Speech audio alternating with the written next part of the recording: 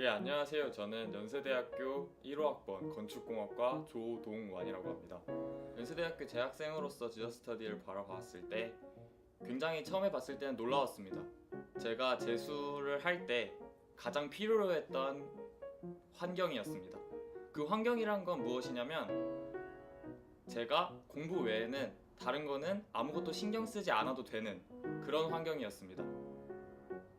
핸드폰도 신경 쓰지 않아도 되고 PC방을 갈까 말까 고민하는 그런 행위조차 안 해도 되고 모든 선생님들이 저를 위해서 노력해주는 그런 환경을 꿈꿔왔었는데 지저스터디에서 아이들을 가르치다 보니 그런 환경이 제 눈앞에 펼쳐져 있어서 굉장히 설렜었습니다.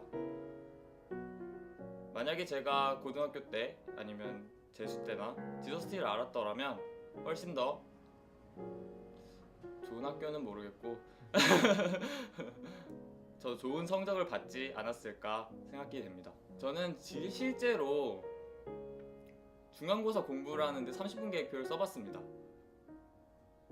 왜냐면 저는 대학교 와서 핸드폰 중독이었거든요. 한시도 핸드폰을 놓지 않고 공부를 안 했어요. 그래가지고 이거 안 되겠다, 공부를 하려면 어떻게 해야 될까 고민하던 중에 30분 계획표가 생각났습니다. 그래서 30분 계획표를 작성하면서 공부를 했어요. 시험이 28시간 남았었나 그럴 때였는데 28시간 동안 30분 계획표를 계속 쓰면서 단 1시간도 쉬지 않고 28시간을 공부한 결과 모두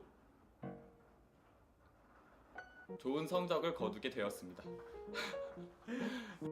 일단 가장 첫 번째로 도움을 많이 받는 학생들은 자신이 너무 공부를 하고 싶은데 방해하는 것들이 너무 많을 때 그런 생각이 드는 학생들이 오면 가장 도움을 많이 받는 것 같습니다. 예를 들어 자기가 핸드폰을 너무 많이 본다던가 규칙적인 생활이 되지 않는다던가 주위의 친구들이 자꾸 놀러 가자고 한다던가 자꾸만의 사회에선 어쩔 수 없이 생기는 유혹들이 나를 방해하는데 그걸 뿌려치기 힘들 때 그런 학생들이 가장 먼저 도움이 될 것 같습니다. 두 번째는 공부라는 것을 하나도 모르는 학생, 공부를 해본 적도 없고 주위에서 공부를 하는 것조차 본 적이 없는 학생들은 공부가 무엇인지 모릅니다. 공부를 왜 해야 되는지도 모르고 공부가 그냥 멀게만 느껴집니다.